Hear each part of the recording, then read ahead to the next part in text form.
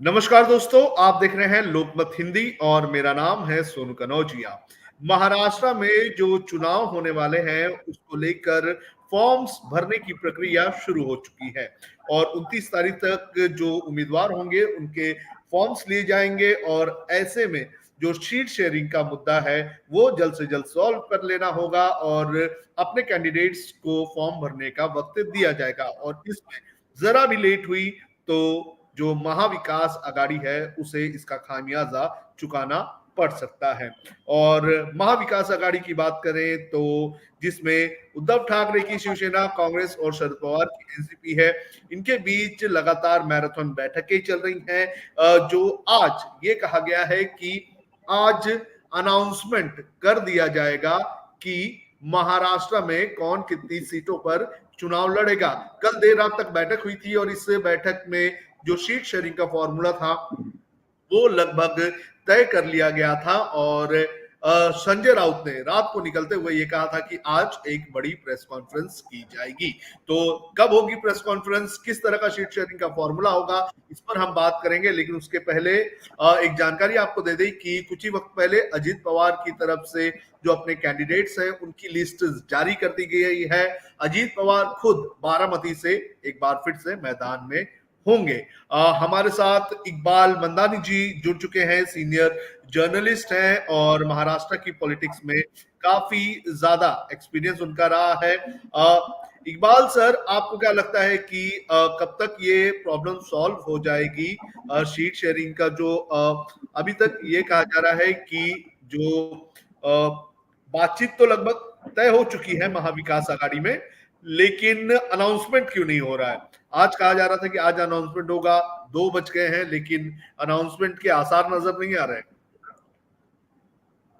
देखिए, आज दोपहर बाद तकरीबन 2 बजे के बाद एक जॉइंट प्रेस कॉन्फ्रेंस की बात जो है वो सामने आ रही है महाविकास आघाड़ी की तरफ से।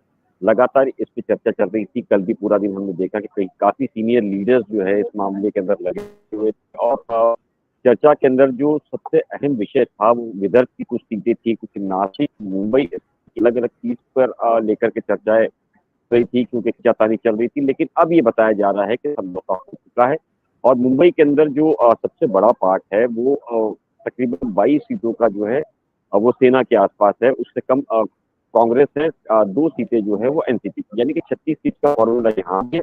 और मुंबई के अलावा महाराष्ट्र के अंदर भी जो सीट शेयरिंग का फॉर्मूला है वो लगभग तय हो चुका है। ऐसा कहा जाता है कि तकरीबन 2 या 3 बजे के बाद में प्रेस कॉन्फ्रेंस के अंदर करके घोषित किया जाएगा कि समझौता हो चुका है। उसकी सबसे बड़ी वजह ये है कि अब वक्त की काफी कमी है और सिर्फ महाविकास आघाड़ी की नहीं, अगर हम बात करें एनडीए अलायंस की, तो एनडीए अलायंस की तरफ से भी लगातार सीट शेयरिंग की जो अपनी जो लिस्ट है वो जारी कर दी गई है। अजीत पवार ने कुछ देर पहले की है, उससे पहले एकनाथ शिंदे शिवसेना ने की है और भाजपा जो है वो सबसे पहले 99 सीट का डिक्लेयर कर चुकी है। तो अब वक्त की काफी कमी है और जो 24 तारीख यानी कि कई कल बड़े जो नेता है वो अपना नामांकन भरने पहुंचेंगे। अजीत पवार जो है वो बारामती से लड़ रहे हैं, येवले से छगन भुजबल का नाम सामने आया है, धनंजय मुंडे इस तरह की उस लिस्ट के अंदर नाम आया है। तो दोनों ही पार्टी कोशिश ये कर रही है कि किसी तरीके से वो जल्द से जल्द इस पूरे मामले के अंदर अपने उम्मीदवारों की जो लिस्ट है वो घोषित करे और लिस्ट के बाद में तुरंत जो है वो नामांकन भरा जाए, जिसके चलते इनके लोग तुरंत अपने प्रचार प्रसार में आना शुरू हो जाए। जी, इकबाल जी, हमारे संवाददाता आदित्य जादव जो इस वक्त जा रहे हैं टाउन में ही है और वो पिछले 3 दिन से लगातार जो मीटिंग्स है वो कवर कर रहे हैं। आदित्य, आज का क्या सीन बनता हुआ नजर आ रहा है महाविकास आघाड़ी की कोई प्रेस कॉन्फ्रेंस का? कल रात को जब आप निकले थे तो आपने ही हमें बताया था कि संजय राउत ने ये कहा कि सब कुछ सही चल रहा है और आज एक प्रेस कॉन्फ्रेंस की जाएगी, लेकिन जानकारी कुछ नहीं आ रही कि कब प्रेस कॉन्फ्रेंस होगी, क्या होगी। जरूर सर, देखा जाए तो कल फिर से महाविकास आघाड़ी के तरफ से बैठक आयोजित की गई थी। देखा जाए तो जैसे कांग्रेस के संवाददाता बाला साहब थोरात को मातोश्री पर उद्धव ठाकरे से मिलने को उद्धव ठाकरे जी से बात करने को भेजा गया था और उस बात में कुछ तो अच्छी बात हो चुकी थी, कुछ खुश खबर आने वाली थी और इस ही मुद्दे पर उन्होंने बाहर आते हुए कहा कि हम जल्दी ही ये बैठक लेने वाले हैं और इस बैठक में आज पूरा सीट शेयरिंग का इशू है वो सॉल्व हो जाएगा और वो इशू सॉल्व होने के बाद देखा जाए तो हमारी जो लिस्ट है वो फर्स्ट लिस्ट रहती है हर पार्टीज की, वो जारी की जा सकती है और इस उम्मीद में सब पत्रकार रहे या फिर सब आमदार रहे या फिर सब पार्टीज है वो आस लगाए बैठे थे और देखा जाए तो कल सीट शेयरिंग का मुद्दा सॉल्व हो चुका है और फॉर्मूला ऐसा सामने आ रहा है कि कांग्रेस को 105 सीट्स, शिवसेना यूबीटी को 95 सीट्स, शरद पवार राष्ट्रवादी कांग्रेस 5 सीट्स, ऐसा फॉर्मूला अभी सामने आ रहा है और सूत्रों की तरफ से जो जानकारी मिली है उस हिसाब से समझ में आ रहा है कि ये ही फॉर्मूला कंफर्म हो सकता है और देखा जाए तो जब भी बैठक खत्म हुई थी वैसे ही बैठक से बाहर शिवसेना के जो खासदार है संजय राउत जी वो बाहर आए, उनके चेहरे पर भी एक मुस्कुराहट थी, उनके माध्यम से ये कहा गया कि महाविकास आघाड़ी में सब अलबेल है और जो सीट शेयरिंग का इशू है वो सॉल्व हो चुका है और कल पत्रकार परिषद इन तीनों पार्टीज के तरफ से ली जा सकती है, ऐसा उन्होंने कहा। ली जा सकती है मतलब उन्होंने कहा कि कल पत्रकार परिषद होगी पर अभी तक कौन सा भी प्रॉपर टाइमिंग या प्रॉपर इंफॉर्मेशन इस प्रेस कॉन्फ्रेंस को लेकर आई नहीं है, पर ऐसा कहा जा रहा है कि आज शाम 4:30 बजे तक ये प्रेस कॉन्फ्रेंस ली जा सकती है। आदित्य, आप लाइन पे बने रहिए। दरअसल जिस तरह से आदित्य ने बताया कि 105 सीटों पर कांग्रेस लड़ सकती है, शिवसेना यूबीटी 95 सीटों पर और जो एनसीपी शरद पवार की पार्टी जो है वो 85 सीट्स पर लड़ सकती है। लेकिन कुछ वक्त पहले संजय राउत ने एक प्रेस कॉन्फ्रेंस की थी, वो मीडिया से बात कर रहे थे तो उन्होंने सेंचुरी लगाने की बात कही। मैं स्टूडियो को कहूंगा कि सबसे पहले वो बाइट प्ले करें जिसमें संजय राउत ने 100 से ज्यादा सीटों की पर लड़ने की बात कही थी। उसके बाद फिर से हम इकबाल सर के पास जाएंगे, आदित्य के पास जाएंगे और जो सीट शेयरिंग का मुद्दा है उस पर कहां तक बातें पहुंची हुई है इसके बारे में और भी बात करेंगे। स्टूडियो, संजय राउत की बाइट आप प्ले कर सकते हैं।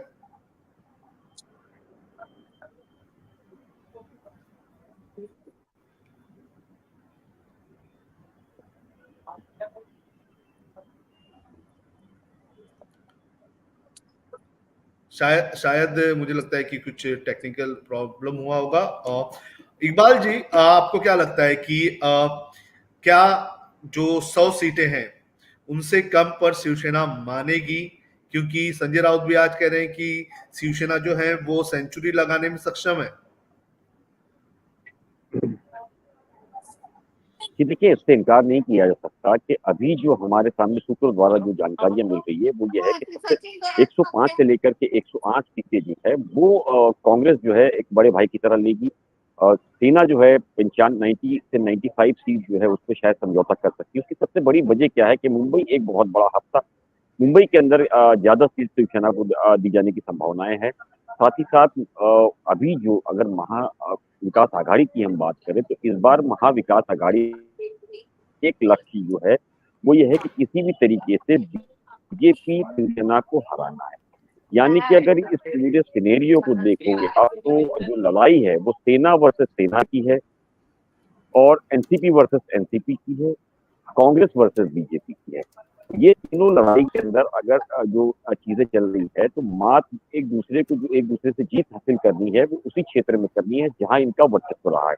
ऐसा नहीं है कि सेना का वर्चस्व किसी दूसरे इलाके में। इस बार की अगर त्रिकोणीय लड़ाई में सबसे बड़ा मसला ये है कि सेना वर्सेस सेना, कांग्रेस वर्सेस बीजेपी तो है ही, तो इन सारी चीजों को लेकर के मुझे लगता है कि शिवसेना भी कहीं ना कहीं नरम रवैया दिखाएगी और वो चाहती है कि इस बार कुछ ऐसा हो जिसके चलते आने वाले वक्त के अंदर सरकार बने। लेकिन मेरा ऐसा मानना है कि ये जिस तरीके से लड़ाई चल रही है इसके अंदर ये इसी तरीके से कांग्रेस अगर अपना बड़प्पन दिखाए और ये कोशिश करे कि अभी से मुख्यमंत्री का उम्मीदवार अगर वो शिवसेना के उद्धव ठाकरे को घोषित कर देते हैं तो आप देखोगे ये लड़ाई बड़ी इंटरेस्टिंग हो जाएगी और इस लड़ाई के अंदर जो आम जनता महाराष्ट्र की है, जो 60 से 65% मराठी जनता है, वो खुल करके एक बार वोट के लिए बाहर आ जाएगी। उनका जो लक्ष्य है, उनको जो पिछली बार हुआ है बीजेपी के साथ के अंदर, ये वो मानते हैं कि उनके साथ धोखा हुआ है और खास करके उद्धव जी के साथ, बाला साहब के सपनों के साथ धोखा हुआ है। ये एक रोष जरूर है मराठी के अंदर, लेकिन कुछ ऐसे मराठी भी है जिनका कहना है कि हिंदुत्व की राह छोड़ करके वहां गए, उनके हाथ में क्या मिला, यहाँ जब तक है वो मुख्यमंत्री बन सकते थे।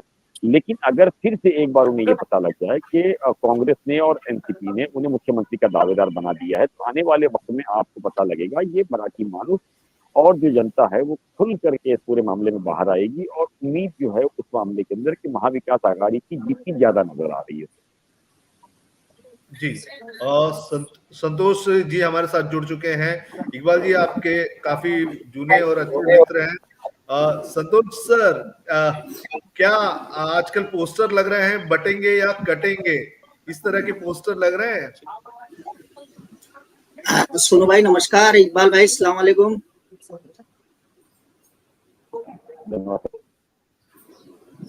देखिए, कटेंगे तो बटेंगे, ये जो नारा आदित्य नाथ जी का जो है बांटा गया है और जो पोस्टर लगाए गए हैं, ये बहुत महत्वपूर्ण स्लोगन एक तरीके से देने की कोशिश की गई है।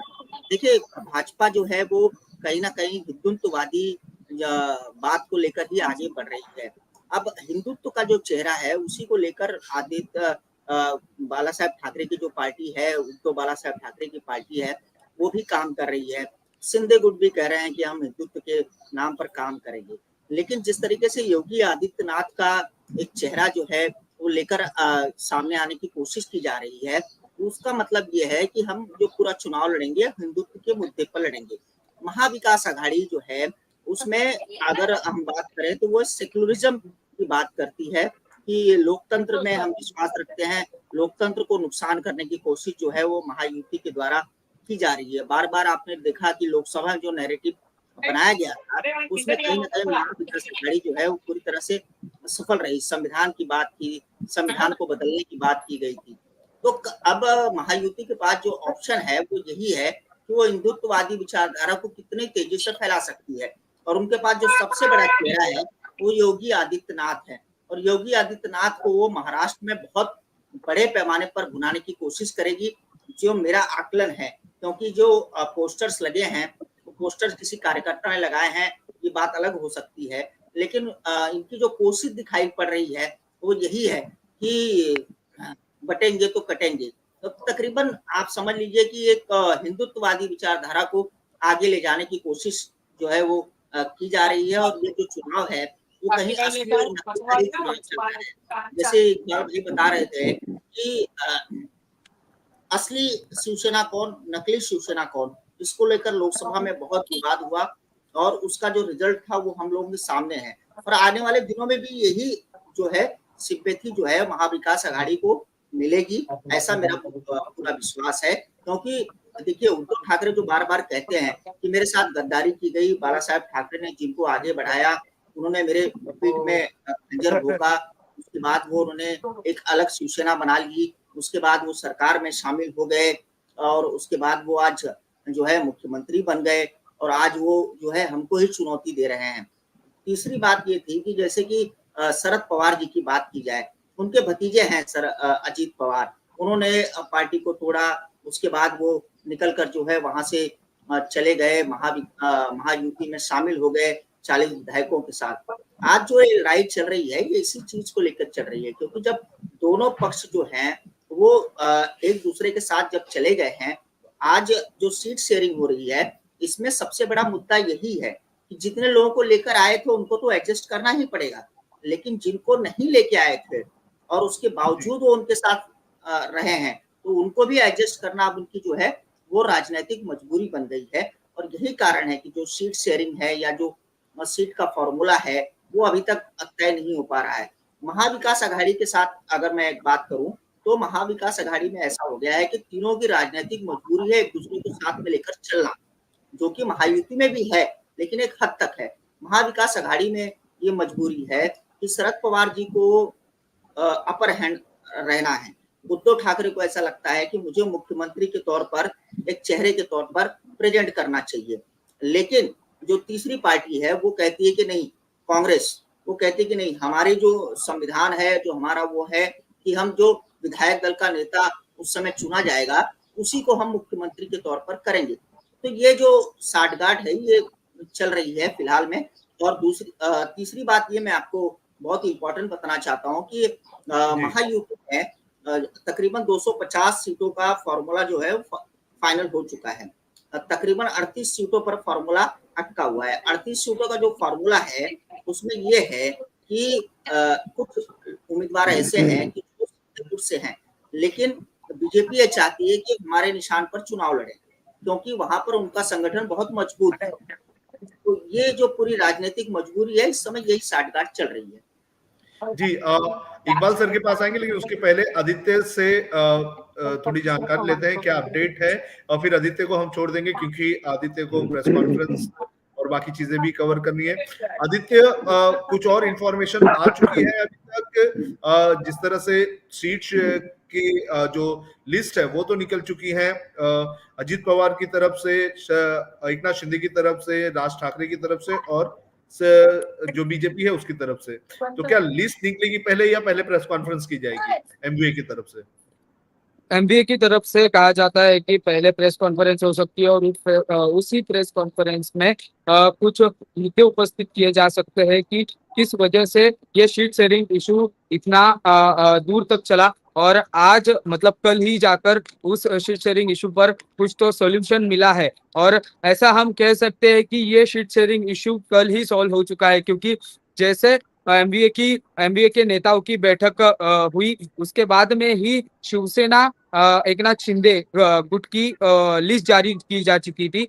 और उस लिस्ट में देखा जाए तो जो आमदार उनके साथ जब भी ये सब रेबल किया था एकनाथ शिंदे ने, तभी उनके साथ थे, तभी उनके भी नाम इस लिस्ट में जारी किए जा चुके हैं। और अभी देखा जाए तो राष्ट्रवादी कांग्रेस अजीत पवार गुट की भी सीट आ चुकी है। पर देखा जाए तो जो ये शिवसेना के मुख्य नेता है अभी एकनाथ शिंदे, उनके बीच में और उनके जो मतदार संघ है जो कोपरी पास पकाड़ी कहा जाता है, उसमें एक भारी लड़त हो सकती है। क्योंकि ऐसी इंफॉर्मेशन मिल रही है कि शिवसेना यूबीटी की तरफ से केदार दिघे, जो आनंद दिघे जी के सच्चे वारिस है, उनको वहां से लड़ने की अनुमति शिवसेना यूबीटी के तरफ से दी जा सकती है। और ऐसा कहा जा रहा है कि ये कंफर्मेशन ही हो सकता है। तो देखा जाए तो एक अलग लड़ाई हमें दिखाई दे सकती है कि क्योंकि जो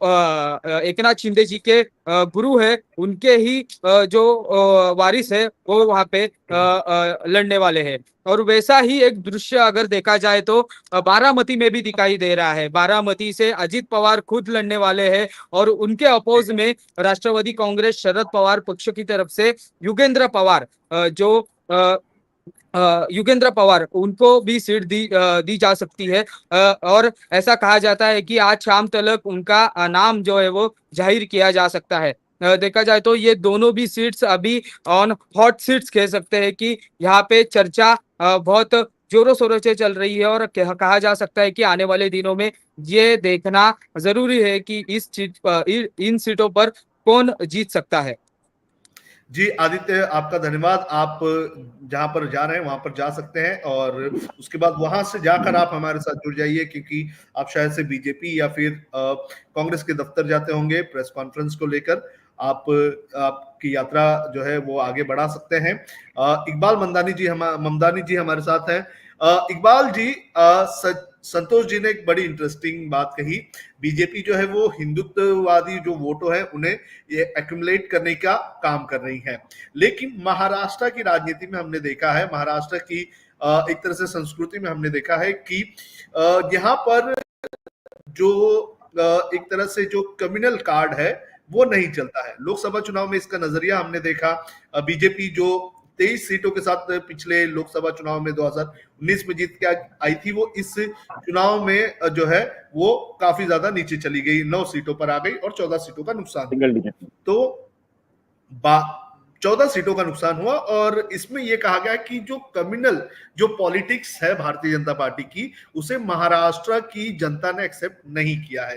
तो अब योगी आदित्यनाथ के पोस्टर लगते हैं, फायर ब्रांड नेता हैं, उत्तर प्रदेश के 2 बार से मुख्यमंत्री रह चुके हैं और हरियाणा चुनाव में बटेंगे तो कटेंगे, ये वाला नारा काफी ज्यादा काम आया था और इसका फायदा भी बीजेपी को हुआ था।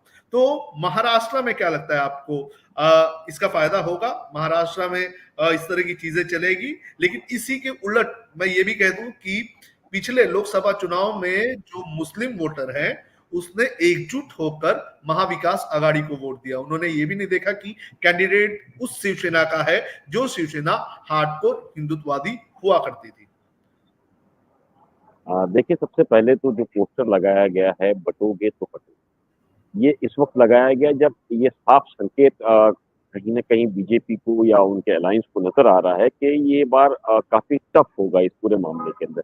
हरियाणा की अगर तरफ से अगर हम बात करें कि वो चाहते हैं कि जिस तरह हरियाणा जीता उसी तर्ज पर महाराष्ट्र जीता जाए, तो ये पॉसिबल नहीं है क्योंकि हरियाणा एक छोटा डिस्ट्रिक्ट है और महाराष्ट्र में 2 दिग्गज बड़े कांग्रेस के साथ में है, जिसके अंदर एक है महाराष्ट्र के राजनीति के, यानी कि हम कह सकते हैं भारत की राजनीति के चाणक्य शरद पवार, दूसरे उद्धव ठाकरे। ये 2 फैक्टर्स ऐसे हैं कि जिसके अंदर इतना आसान नहीं होगा हरियाणा की तरफ पर यहाँ पूरे बिसात को घुमाना। दूसरा, शिवसेना और शरद पवार के पास जो कैडर है, जो जमीन से जुड़ा हुआ कैडर है, वो इतना पावरफुल है कि उनके एक इशारे पर वो घर घर जाकर के बात कर सकता है। शायद यही एक कारण है कि आरएसएस खुद अब एक बार मैदान में आ गई है। आप देखिए, लोकसभा इलेक्शन के अंदर आरएसएस कहीं नजर नहीं थी, लेकिन इस बार असेंबली के अंदर खास करके आरएसएस खुल करके सामने आई है। वो ये कोशिश भी कर रही है कि देवेंद्र फडणवीस जो है इस बार पूरी तरीके से मुख्यमंत्री बने। एक फैक्टर ये भी है, आरएसएस की टीम को लगातार जो हमारी जानकारी है या हमसे कुछ लोगों से बातचीत हुई, उनको ऑर्डर है कि किसी भी तरीके से घर घर जाकर के प्रचार करिए और लोगों को बाहर निकालिए, हमारी फेवर में निकालिए। लेकिन इससे अगर विपरीत कुछ चीजें देखेंगे, जहां महाविकास आघाड़ी के अंदर इस बार जिस तरीके से ये लड़ाई को ये देखकर किस सीट के अंदर लड़ा जा रहा है कि कौन कौन सी सीट जो है वो हमारे या किस कैंडिडेट के थ्रू निकल सकती है, वहां पर वो उस लड़ाई को सीट जो है उस लेवल से बांटी जा रही है। वहीं पर अगर हम बात करें एनडीए अलायंस के अंदर, तो इस पूरी चीज में आप देखिएगा कि बीजेपी ने सबसे पहले अपनी लिस्ट जो है वो जाहिर कर दी, जिसके बाद काफी हंगामा हुआ महायुति के अंदर। इसके बाद एकनाथ शिंदे ने घोषित की और आज अजितदादा पवार ने की। तो इन सभी के अंदर अब तक एक मतभेद भी है कि जहां एकनाथ शिंदे ये मान रहे हैं कि मैं शिवसेना से अलग हुआ हूं और मेरे बल पर ये सरकार बनी है, तो आगे आने वाले दिनों के अंदर मुख्यमंत्री जो है उसका प्रबल दावेदार मैं हूँ। यहाँ आरएसएस और बीजेपी चाह रही है कि प्रबल दावेदार के तौर पर एक फडणवीस साहब को खड़ा किया जाए। तो इन सभी चीजों को अगर हम देखें तो अलग अलग संकेत कहीं ना कहीं नजर आ रहे हैं। साथ ही एक बीजेपी की प्लानिंग ये भी है कि अगर उन्हें 120 से 125 सीट मिलती है, 25-30 सीट अगर अजीत दादा पवार निकाल लेते हैं, तो वो मिलकर सरकार बनाएंगे और एकनाथ शिंदे को। तो ये एक जो खिचड़ी पक रही है ना, इसके अंदर मुझे लगता है कि आने वाले दिनों के अंदर महायुति को एक बड़े नुकसान का खतरा नजर आ रहा है। अगर जिस तरीके से लोकसभा के अंदर लोगों ने रिस्पॉन्स किया और उसी तरफ पर अगर इस बार भी लोग अगर बाहर आते हैं, तो जहां ये सपना बीजेपी 100 पार का देख रही है, मुझे वो 50 के अंदर का नजर आ रहा है।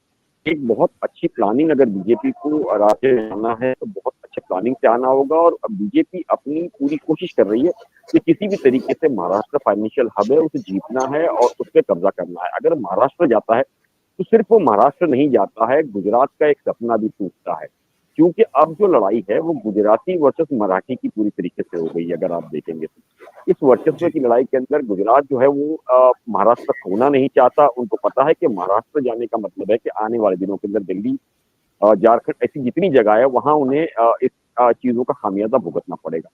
तो पूरी तरीके से जहां एक तरफ आरएसएस एक्टिव है, जहां खुद मोदी और अमित शाह इस पूरे मामले के अंदर एक्टिव है, लेकिन जो आपसी मतभेद है वो इनका पीछा नहीं छोड़ रहे। तो मुझे लगता है कि बटोगे तो कटोगे, वो जो मुद्दा है वो अलग हो जाएगा, क्योंकि जो लड़ाई मैंने पहले भी बताई कि शिवसेना वर्सेस हिंदुत्व है, एनसीपी वर्सेस एनसीपी है, बीजेपी और कांग्रेस कम जगह पे टकरा हुआ।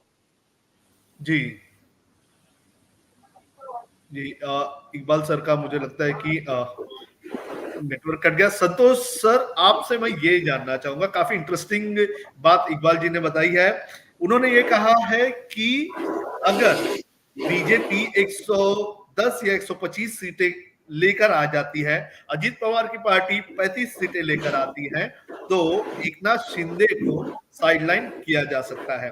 माहौल या फिर स्थिति ऐसी बन सकती है, क्योंकि महाविकास आघाड़ी में तो एक आदमी सीएम पद की दावेदारी कर रहा है, लेकिन महायुति में 2 सीएम के फेस है।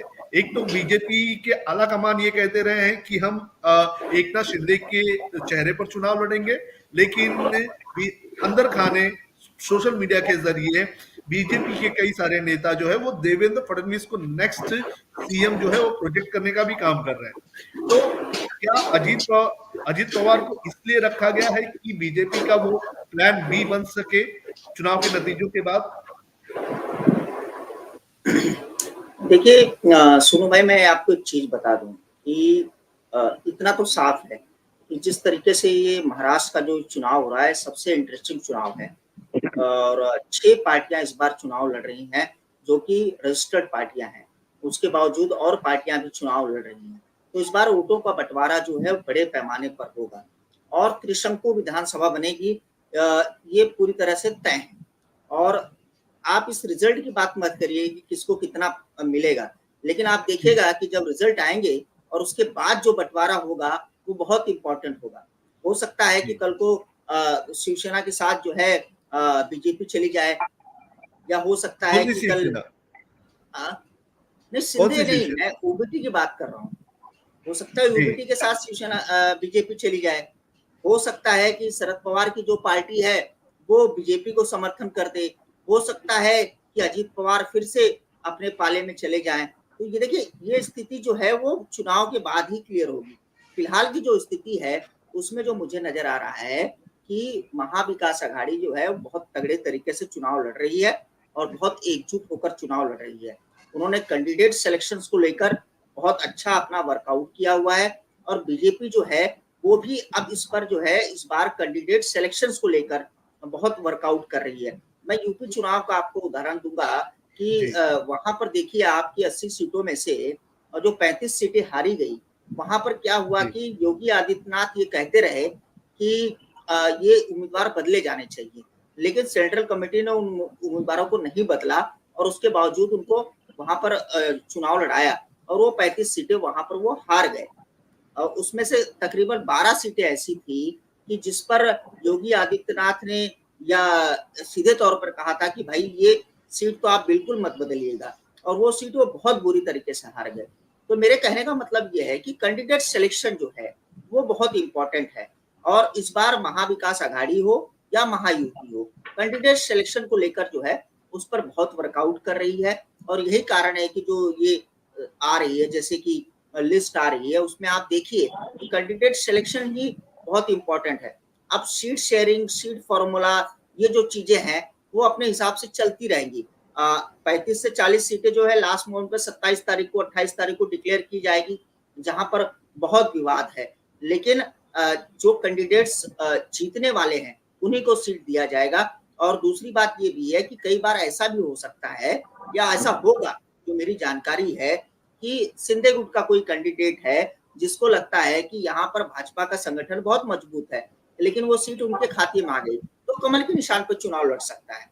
अब अगर आप सोचिए कि अगर ऐसी स्थिति आ गई और उसके बाद वो चुनाव जीतकर आ गया और त्रिशंकु विधानसभा बन गई, तो उसके बाद बीजेपी तो यही दावा करेगी कि हमारे कमल के चुनाव को पे जीत कर आया था जी। तो अगर समझिए 65 सीटें बीजेपी जीतती है, एक मेरा अनुमान ऐसा मैं कह रहा हूँ, और उसके बाद कमल के चुनाव पर सिंधे गुट से जीत के 5 लोग और आ जाते हैं, तो उनका दावा तो 70 सीट का हो जाएगा ना। और यही बात सिंधे गुट के साथ भी है, यही बात अजीत पवार के साथ भी है। मेरे कहने का मतलब ये है कि त्रिशंकु विधानसभा की तरफ हम लोग जा रहे हैं, और आने वाला जो चुनाव है वो तकरीबन जो है बटा बटा रहेगा। कांग्रेस जो है वो जिस तरीके से अपना दावेदारी कर रही है उतना अच्छा प्रदर्शन नहीं होगा, ये मेरा पूरा दावा है। लेकिन शरद पवार की पार्टी जो है वो अच्छा प्रदर्शन करेगी, क्योंकि शरद पवार को जिस तरह से इकबाल भाई भी कह रहे थे, राजनीति का चाणक्य कहा जाता है। वो एक एक कैंडिडेट को लेकर बहुत सारा मेहनत कर रहे हैं वो, और एक-एक कैंडिडेट का सिलेक्शन जो है उनका बहुत मजबूत चल रहा है, और जितनी भी सीटें लेंगे उसमें वो तकरीबन 80% अपने उम्मीदवार को जिताकर लेके आएँगे। ये जो मेरा कैलकुलेशन अभी तक का चल रहा है। दूसरी बात ये है कि उद्धव ठाकरे का जो मामला है, उद्धव ठाकरे का मामला ये है कि वो मुंबई में अपने आप को बहुत ज़्यादा एस्टैब्लिश करना चाह रहे हैं, क्योंकि मुंबई और ठाणे ये 2 जो जगह है, वहाँ पर उनका प्रभाव बहुत ज़्यादा है। विदर्भ, मराठवाड़ा इस जगह पर मुझे नहीं लगता उनका प्रभाव ज़्यादा जी। है, और वहीं पर कांग्रेस जो है वो अपनी सीटें ज़्यादा माँग रही है। तो वहाँ पर उद्धव ठाकरे थोड़े-से कॉम्प्रोमाइज़ करने को तैयार हो जाएँगे, और कुल मिलाकर ये फ़ॉर्मूला जो है वो तकरीबन तय हो चुका है। मेरी जो जानकारी है कि 25 तारीख को जो है तकरीबन सभी पार्टियों की लिस्ट निकल जाएगी, लेकिन 27 तारीख को तकरीबन 7 से 8 सीटें ऐसी होंगी जिस पर बहुत विवाद है, और उसको लेकर फिर फैसला किया जाए। जी, हमने बात कर ली एकनाथ शिंदे की, हमने बात कर ली बीजेपी की, शरद पवार की, उद्धव ठाकरे की, अजीत पवार की, लेकिन कल रात को एक और पार्टी की जो लिस्ट है वो रिलीज हुई है। इकबाल जी, राज ठाकरे फैक्टर जो है वो इस चुनाव में कितना असर डालेगा, किसको असर डालेगा, और क्या 225 सीटों पर राज ठाकरे अपने कैंडिडेट उतार पाएंगे? क्या उतने कैंडिडेट मिल पाएंगे? कल 45 कैंडिडेट्स के नाम तो अनाउंस कर दिए। देखिए, मुझे बहुत ज्यादा उम्मीदें राज ठाकरे या उनकी पार्टी से नहीं है। भले ही उन्होंने लिस्ट जारी कर दी है, लेकिन वो भी कहीं अगर उनका फैक्टर होगा तो वो एमआईएम की तरह ही होगा, महाराष्ट्र के लोगों को लेकर के। जिस तरह एमआईएम 50 सीट पे रोल निभाती है और कुछ लोगों को वहाँ हार का सामना देखना पड़ता है, तो इसी तरीके से भूमिका निभाएगी। महाराष्ट्र के अंदर अगर मराठी मानुष की बात करें हम, तो मराठी मानुष ज्यादातर राज ठाकरे की पार्टी को या एमएनएस को लेकर के इतना सीरियस नहीं है। उनको पता है कि जो लड़ाई है वो सीधे सीधे सेना वर्सेस सेना की है। यानी कि उसका अगर एक तबका जो है बहुत बड़ा लेवल का, वो मानता है कि बाला साहब का एक सपना था कि महाराष्ट्र के अंदर भगवा लहराना चाहिए और हम एक मराठी मानुष को लेकर के आगे बढ़ना चाहिए, जिसके सपने को लेकर के खुद अंदर बीजेपी ने ही तोड़ करवाई। लेकिन इसके अंदर बीजेपी एक बहुत बड़ा फैक्टर इसलिए बन चुकी है कि ये मसला सिर्फ शिवसेना का नहीं है। सेम महाराष्ट्र की राजनीति में शरद पवार भी बहुत बड़ा नाम है। उनके भतीजे के साथ 2 टुकड़े कराए गए, सेना के अंदर 2 टुकड़े कराए गए। अगर एक होता ना तो एक सिंपैथी हो सकता था कि भाई चलो वो हिंदुत्व का मसला था। लेकिन बीजेपी यहाँ नाकाम कहाँ नजर आ रही है मुझे, कि जहाँ शरद पवार उनके भतीजे में 2 पार्टी हो गई, जो ओरिजिनल सिंबल था वो वहां चला गया। इस तरीके से सेना का जो ओरिजिनल सिंबल था वहां चला गया। तो एक आपकी जो लोग होते हैं उनके अंदर एक नजरिया जो है वो थोड़ा सा अलग हुआ है बीजेपी के महाराष्ट्र में। और महाराष्ट्र में अगर हम पूरे महाराष्ट्र के इलेक्शन को या महाराष्ट्र के लोगों को देखें तो यहाँ चुनाव जो ज्यादातर है इमोशंस पे लड़े जाते हैं। इमोशंस एक फैक्टर बहुत बड़ा है महाराष्ट्र के अंदर, जो लोग भूलते नहीं है। अगर आप पिछले कई चुनाव आप देखोगे तो इमोशंस ऐसे रहे हैं कि शरद पवार अगर बारिश में भीगे है तो पूरा इतिहास बदल दिया उसने। तो ये हमारे इमोशंस रहे हैं। तो इस बार भी जो चीजें मानी जा रही है वो ये है कि बीजेपी ने भले ही कुछ किया हो या ना हो, लेकिन जो टुकड़े कराए हैं उसके अंदर हर आदमी जो मराठी मानुष उसका मानना है कि बीजेपी ने जान करके ये सपने को अपने आप को आगे लाने के लिए कराया। और अगर हम बात करें इस पूरे मामले के अंदर जिस तरह के से योजनाएं, अलग अलग लाडली बहन हो या बर्तन की हो, इस तरह जो योजनाएं डाली गई थी, अब जो सरकारी तंत्र में काम करने वाला व्यक्ति है उसे पता है कि खजाना धीरे धीरे खाली होता गया। 8 लाख से ज्यादा कर्जदार राज्य हो चुका है और तकरीबन 1.5 से 2 लाख कर्ज की हम और उम्मीद कर रहे हैं। यानी कि इलेक्शन खत्म होते होते तकरीबन 10 लाख करोड़ का जो कर्जदार है राज्य हो जाएगा। आने वाले दिनों के अंदर सैलरी के लिए पैसों की बड़ी दिक्कतें हो जाएगी, बोनस के बड़े प्रॉब्लम्स होंगे। तो इन सारी ही चीजों को ध्यान में जो सरकारी आदमी जो काम करता है वो ज्यादातर तो मराठी मानुष है। उनको ये बात का तो पता है कि जिस तरीके से सरकार चलाई गई है इसके अंदर राज्य को बड़ा नुकसान हुआ। तो इस बार जैसे संतोष जी ने भी कहा कि सीट के अंदर बीजेपी की अगर कोई सिंबल पे एकनाथ शिंदे गुट को चला जाता है या अजीत दादा पवार के, तो वो उस चुनाव जो है उस सिंबल पे लड़ेंगे। यानी कि इससे साफ संकेत है कि पार्टी के अंदर और नेताओं के बीच में ऐसा कोई तालमेल अब तक सही नहीं हुआ है जिसको लेकर के सीट जो है उन्होंने पहले 99 की लिस्ट जारी कर दी है, उसके बाद में आप देखिए कई ऐसे नाम हैं जिनका कहना है कि भाई वो सीट तो हमारी थी, उस सीट के प्रबल दावेदार हम थे, लेकिन अभी कहा जा रहा है कि आप उसी बॉल पर इलेक्शन लड़िए, वो टिकट उस नाम पे लड़िए। तो एक साफ संकेत ये है कि आपसी जो मतभेद है वो खुल करके धीरे धीरे सामने आने लगे हैं। जिस तरीके से अमित शाह और एकनाथ शिंदे की अगर हम बात करें, तो अब जो आशीर्वाद एकनाथ शिंदे को सीधे सीधे अमित शाह का था वो अब नजर नहीं आ रहा है, क्योंकि जब आदमी की अपनी खुद की जान पे आती है तो हर व्यक्ति जो है अपने आप को बचाता है। तो ये भी एक फैक्टर है। अजीत दादा पवार एक अलग फैक्टर है। इन सारों के साथ के अंदर मनसे अगर अब बीच में घुस रहा है, तो मनसे के राज ठाकरे की मुझे कहीं ऐसा उम्मीद नहीं है कि राज ठाकरे कोई बहुत बड़ा कमाल करेगी। एक आधी सीट जो है वो अगर आ जाती है उनकी दोबारा तो अच्छी बात है, नहीं तो मुझे उसकी भी उम्मीद इस बार तो कम से कम नजर इस पूरे इलेक्शन में नजर नहीं आ रही, क्योंकि ये जो इलेक्शन है ये इमोशंस पे लड़ा जाना है, और खास करके इस इमोशन का जो फायदा है वो महाविकास आघाड़ी के अंदर उद्धव बाला साहब ठाकरे और शरद पवार की पार्टी को मिलने की ज्यादा उम्मीद है। और अगर हम बात करें इस पूरे मामले के अंदर, तो राहुल गांधी का जो यात्रा फैक्टर रहा है वो बहुत बड़ा रहा है, कि जिसके चलते लगातार आपको मराठवाड़ा और विदर्भ में जो सीटें खुल करके आई है, पिछले दो इलेक्शन की हम बात करें 2014 और 2019, तो कांग्रेस को उम्मीद ही नहीं थी कि हम कुछ कमाल कर सकते हैं। लेकिन इस बार जो यात्रा निकली, जो रिस्पॉन्स राहुल गांधी को मिला, और मुझे ऐसा लगता है कि राहुल बहुत मेच्योर हुए हैं। यही एक कारण है इस पूरे सीट शेयरिंग को लेकर के भी। आप देखिए कि राहुल गांधी भले कहीं भी हो, लेकिन वो इन पूरी चीजों पे निगाह बनाए रखे हैं, और उन्होंने साफ कर कर कहा है कि महाराष्ट्र के लीडर भले ही इसके अंदर बातचीत करें, लेकिन फैसला जो है वो आला हाईकमान करेगा। सीट शेयरिंग को जी, लेकर के ऐसा कोई विवाद ना हो जिससे अ, हमारी जो संगठन के अंदर एक जो टाइप होना है सारे ही लोगों का वो टूटे। तो इन सारी चीजों को आलाकमान बहुत ध्यान से देख रहा है। दूसरा, कांग्रेस का जो जमीनी कैडर का जो कार्यकर्ता है वो काफी नाराज था, उसको मनाने की कोशिश की जा रही है, क्योंकि कांग्रेस का एक कल्चर रहा है कि कांग्रेस की जो टॉप के लीडर्स है वो हवा में रहते हैं। तो शायद जी, राहुल गांधी ने इस बार सीधे सीधे संपर्क कर जो जमीनी कार्यकर्ता से बात की है उसका मैसेज भी बहुत अच्छा गया है। वहीं इस बार बीजेपी के अंदर उलट चीजें हो रही है। बीजेपी की अपनी जो पॉलिटिक्स है, जिसके अंदर आरएसएस का जो पूरी तरीके से कैडर है वो मान रहा है कि महाराष्ट्र में फडणवीस और दिल्ली में भी नितिन गडकरी, ये एक फैक्टर, और गुजरात फैक्टर, वहाँ एक लड़ाई की संभावना जैसी चीजें बनती जा रही है। तो इन सारी गणित को अगर हम देखेंगे तो महाराष्ट्र के अंदर इस बार बीजेपी के लिए चुनाव आसान नहीं होगा। और जब से अगर हम बात करें शिंदे गुट की, तो आप देखिए शिंदे जब से जुड़े हैं बीजेपी की सीट कम हुई है। जब शिवसेना ओरिजिनल उद्धव ठाकरे की जो शिवसेना है जब एक थी, वो सारे ही लोगों के साथ में जब चुनाव बढ़ा था, तो उसके बाद में फडणवीस का कद बढ़ा था, उनकी भाजपा की सीटें बढ़ी थी। लेकिन एकनाथ शिंदे से मिलने के बाद में सीटें घटी है।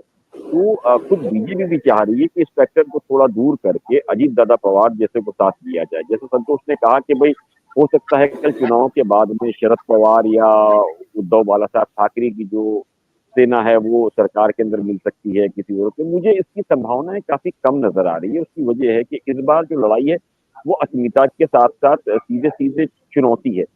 इनको सबको पता है कि अगर अजीत दादा पवार बढ़ जाते हैं, एकनाथ शिंदे बढ़ जाते हैं, तो शरद पवार और उद्धव ठाकरे खत्म हो जाते हैं।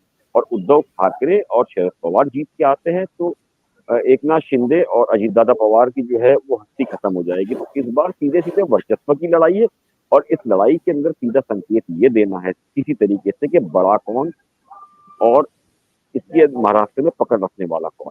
तो आप पूरी चीजों को बहुत गौर जी, से देखिएगा। ये चुनाव इस बार वर्चस्व की लड़ाई है, और सीधे सीधे उम्मीद ये की जा रही है कि जो हारा वो खत्म।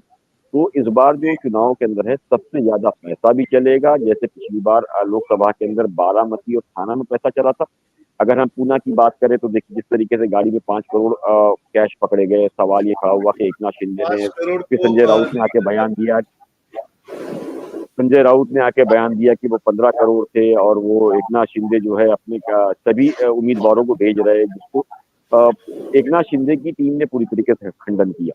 तो इससे इनकार नहीं है, इस बार राज्य में जो है सीट को लेकर के पैसा बहुत दबा के चलेगा, और हर कोई ये सोचेगा कि जितनी सीट उनकी ज्यादा आती है, जितने लोग उनके ज्यादा आते हैं, तो पावर में कल वही रहेंगे। उन सारी ही चीजों को ध्यान में रखते हुए ये जो इलेक्शन आने वाले दिनों के अंदर है काफी चुनौतीपूर्ण रहेगा। साथ ही साथ बहुत इंटरेस्टिंग इस बात को लेकर रहेगा कि जो पैसा पिछले कई चुनावों में नहीं चला है, उससे ज्यादा पैसा इस बार चुनाव में चलेगा। सोनू जी, काफी कुछ बातें इकबाल जी ने बताई है। संतोष सर, मैं ये जानना चाहूंगा, जिस तरह से वोट कटवे की बात कही गई, राज ठाकरे की बात कही गई और राज ठाकरे को जोड़ा गया AIMIM के साथ, तो इस चुनाव में राज ठाकरे की पार्टी सच में वोट काटेगी या फिर ये जरूर कोशिश करेगी कि भाई ये मौका है कि एक बार फिर से कम 11 विधायक तो हम लेकर ही आए। 2005 की लड़ाई है, उस तरह की चीजें जो है वो एक बार फिर से बनाया जाए।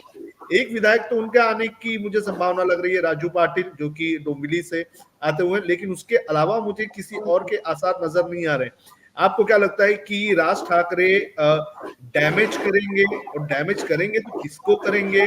खुद की पार्टी को कर लेंगे डैमेज, या फिर जो हिंदुत्ववादी वोटर्स है उन्हें डैमेज किया जाएगा? देखिए सोनू भाई, इस मुद्दे पर मैं इकबाल भाई से बिल्कुल सहमत हूँ कि मनसे जो है इस पूरे चुनाव में जो है एक तरीके से वोट कटुआ पार्टी के काम करेगी, क्योंकि जिस तरीके से उनका जो संगठन था वो पूरी तरीके से डैमेज हो चुका है। क्योंकि आप लोकसभा चुनाव के समय देखिए कि जिस तरीके से राज ठाकरे जाकर मोदी जी से मिल रहे थे, अमित शाह जी से मिल रहे थे, ऐसी उम्मीद की जा रही थी कि वो एक तरीके से गठबंधन करेंगे और गठबंधन के साथ लड़ेंगे। उसके बाद उन्होंने अपना कोई उम्मीदवार वहां पर नहीं उतारा। विधानसभा चुनाव में भी उनको शायद उनकी ऐसी डील हुई होगी या ऐसी बात हुई होगी, लेकिन मुझे लगता है कि शायद वहां से उनको कोई ऐसा इस तरह का रिस्पांस नहीं मिला। लेकिन पार्टी को बनाए रखना है, संगठन को बनाए रखना है, तो कुछ ना कुछ उम्मीदवार तो अपने को उतारने पड़ेंगे। इस तरह की उनकी भावना हो सकती है, जो मुझे लगता है। लेकिन ये जो डैमेज है, ये कुल मिलाकर जो है वो महाविकास आघाड़ी और खासकर शिवसेना को, उद्धव बाला साहेब ठाकरे को करने की जो है वो प्रयास है, ऐसा मुझे लगता है। और मुझे ऐसा लगता है कि जहां भी उनके उम्मीदवार उतारे गए, जो मैंने लिस्ट देखी है उसके मुताबिक हिंदुत्ववादी विचारधारा की जहां पर लोग हैं उनके खिलाफ जो है उसी तरह का कैंडिडेट देने की उन्होंने कोशिश की है। लेकिन एक महत्वपूर्ण बात आपको बता दूं, जैसे इकबाल भाई कह रहे थे कि IIM की बात कर रहे थे, वो भी जो है अपने उम्मीदवार जो उतारेंगे वो वोट कटुआ पार्टी जिस शब्द का इस्तेमाल करना चाहिए उसी तरीके से उसको इस्तेमाल किया जाएगा। और मनसे से बहुत ज्यादा उम्मीद करना मुझे लगता है कि फिलहाल के चुनाव में तो मुझे नहीं लगता है कि ठीक है, क्योंकि संगठन लेवल पे या कैडर लेवल पर मनसे जो है वो काफी कमजोर हो चुकी है। क्योंकि कई बार क्या है कि राज ठाकरे की जो पॉलिसी है वो उनके कार्यकर्ता ही नहीं समझ पा रहे हैं। लोकसभा चुनाव में आप कहते हैं कि मैं मोदी जी के साथ हूं, मैं उनका समर्थन करूंगा, और विधानसभा चुनाव में उन्हीं के खिलाफ चुनाव लड़ना चाह रहे हैं, तो कार्यकर्ता कंफ्यूज हो जाता है। जब कार्यकर्ता कंफ्यूज हो जाता है तो वो कहीं ना कहीं अपनी एक नई विचारधारा पकड़ लेता है। और उनकी विचारधारा कौन सी विचारधारा है? उद्धव बाला साहेब ठाकरे से जुड़ी हुई विचारधारा उनकी है। तो वो कहीं ना कहीं डाइवर्ट जो है वो उनकी तरफ हो जाते हैं। और आज भी जो मराठी मानुस है उसको जो अपनी अस्मिता है उसको लेकर हमेशा से उसका यही मानना रहा है कि अगर ये दोनों भाई एक हो जाते तो शायद हम महाराष्ट्र में राज कर लेते, लेकिन वो संभव नहीं हो पाया। और यही कारण है कि आज जिस तरीके से ये लड़ाई चल रही है उसको लेकर जो है मराठी मानुस कंफ्यूज हो चुका है।